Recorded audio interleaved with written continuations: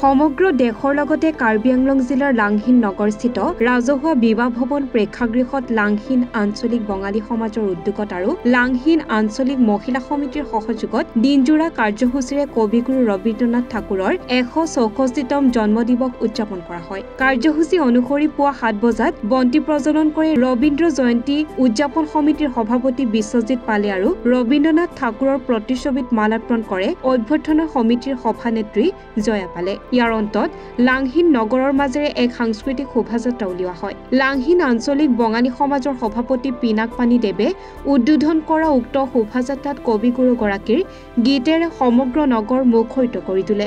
আনহাতে পুৱা ১০ বজাৰ পৰা কণ শিশুসকলৰ মাজত চিত্ৰাংকন প্ৰতিযোগিতা, ৰবীন্দ্ৰনাথ ঠাকুৰৰ ৰচিত কবিতা আবৃত্তি প্ৰতিযোগিতা আৰু নৃত্য প্ৰতিযোগিতাত অনুষ্ঠিত কৰা হয়। বিয়লি ৬ মান বজাত বঁটা বিতৰণী সভা অনুষ্ঠিত কৰাৰ কথা। উক্ত সভাত উপস্থিত থাকি কবিগুৰুগৰাকীৰ জীৱন সম্পৰ্কে আলোকপাত কৰাৰ লগতে বঁটাসমূহ বিতৰণ কৰে ক্ৰমে উত্তৰ বৰবিল বীণাপানী উচ্চতৰ মাধ্যমিক বিদ্যালয়ৰ অধ্যক্ষ ৰতন চক্ৰৱৰ্তী, কাৰ্বি আংলং জিলা বঙালী সমাজৰ সম্পাদক অজিত দাস, মুখপাত্ৰ মহেন্দ্ৰ শীল, বিশিষ্ট শিল্পী বিষ্ণু গোস্বামী, লাংহিন আঞ্চলিক বঙালী সমাজৰ মুখপাত্ৰ সমৰ চন্দ্ৰ দাস, সভাপতি নীতিশ দেৱ, শ্যামাগুৰিৰ কনিষ্ঠ শিল্পী দেৱলীনা দাসে। আনহাতে উক্ত অনুষ্ঠানৰ সকলোবোৰ কাৰ্যসূচীৰ হাত ধৰে অভ্যৰ্থনা সমিতিৰ সম্পাদক শ্যামল দেৱে। সৰ্বপ্ৰথমে সাংবাদিক বন্ধুসকললৈ মই ধন্যবাদ জ্ঞাপন জনাইছোঁ।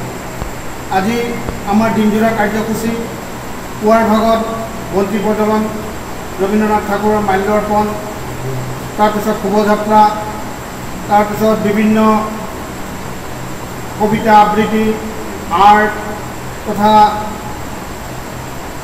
চিত্ৰাংকন প্ৰতিযোগিতা ৰাতিপুৱাৰ ভাগত আৰু সন্ধিয়া সাংস্কৃতিক সন্ধ্যাত বিভিন্ন ধৰণৰ আমি নৃত্য, গান এইবোৰ আমি ৰাখিছোঁ। লগতে আমাৰ বিশিষ্ট অতিথিও আছিলে। কোন আছিলে বিশিষ্ট? ৰতন চক্ৰৱৰ্তী বৰবিলৰ, তেখেত মুখ্য অতিথি।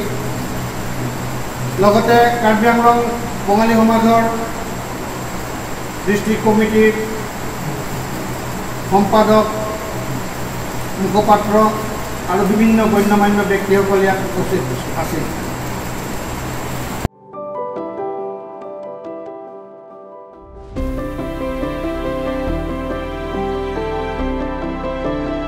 কাৰ্বি আংলঙৰ ফুলনিৰ পৰা বীৰেন কোৱালাৰ ৰিপৰ্ট, এনি ভাৰত 24।